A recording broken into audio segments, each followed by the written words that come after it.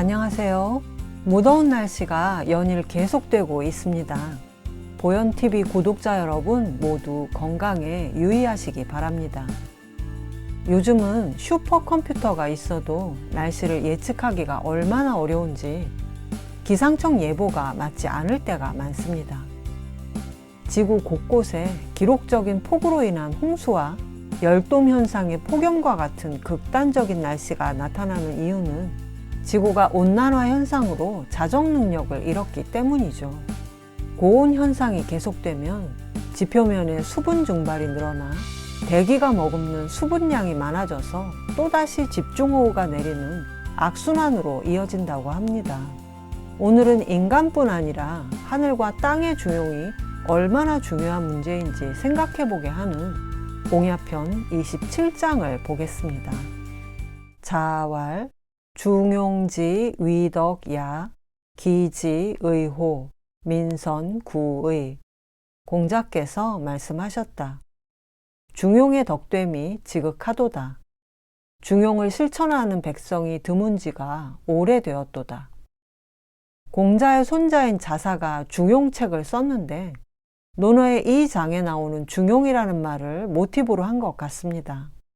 그래서인지 중용 제3장에도 거의 비슷한 말이 나옵니다. 중용 기지 의호, 중용이 참으로 지극한데 민선 능구의, 능이 지속하는 사람이 드물구나 이렇게 돼 있습니다.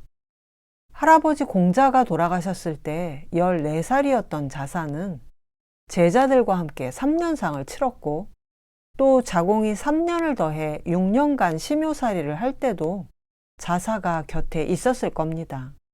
이렇게 자사는 적어도 20살 때까지 공자와 공자의 직전 제자들의 훈도 속에 있었기 때문에 일찍부터 공자 사상의 정수를 이어받은 것이 분명한데요. 공자가 말한 중용의 중은 우선 시중을 의미하는데 시중은 말 그대로 때와 장소에 맞게 정확한 판단을 하는 것을 말합니다. 좀 더 자세히는 감정의 표현을 때에 맞게 하는 것인데 감정을 억지로 꾸미라는 이야기가 아니라 때와 장소의 의미와 분위기에 공감할 때 자연스럽게 몸에서 배어나오는 감정이 곧 시중에 맞는 판단과 표현이라고 할 수 있습니다. 따라서 우리가 중용이라고 할 때는 대개 감정의 중용을 의미합니다. 또한 도울 선생님은 중용의 중의 의미를 항상성, 즉 생물체가 여러 환경에 대응해 내부 상태를 일정하게 유지하는 현상인 호미오스타시스의 의미로 확대할 수도 있다고 하십니다. 우리가 추울 때 몸을 떠는 것이 열을 내서 체온을 회복하기 위함이듯이 모든 생물체에는 내부 시스템을 일정하게 유지하려는 경향이 있는데요. 인간의 몸뿐 아니라 감정에도 중의 상태를 회복하고자 하는 항상성의 경향이 분명히 있다는 겁니다.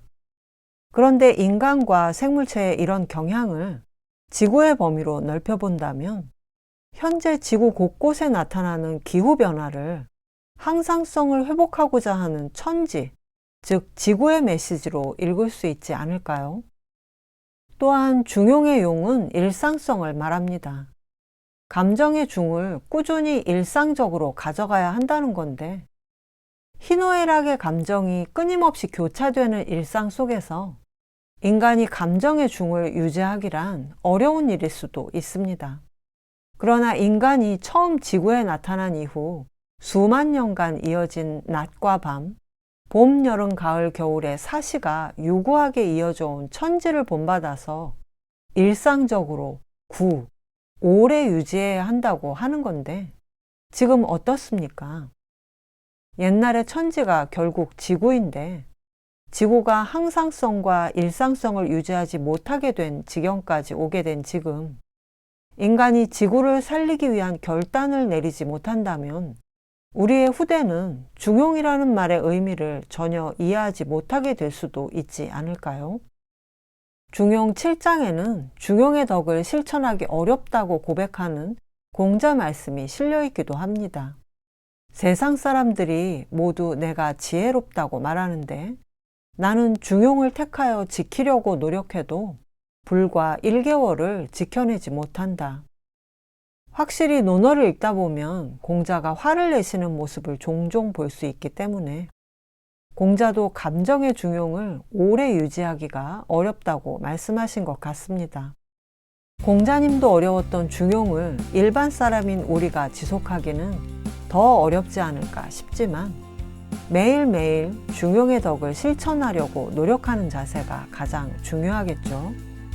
지극한 덕, 중용의 의미를 다시 한번 되새겨 보겠습니다. 자왈, 중용지 위덕야, 기지의호, 민선구의.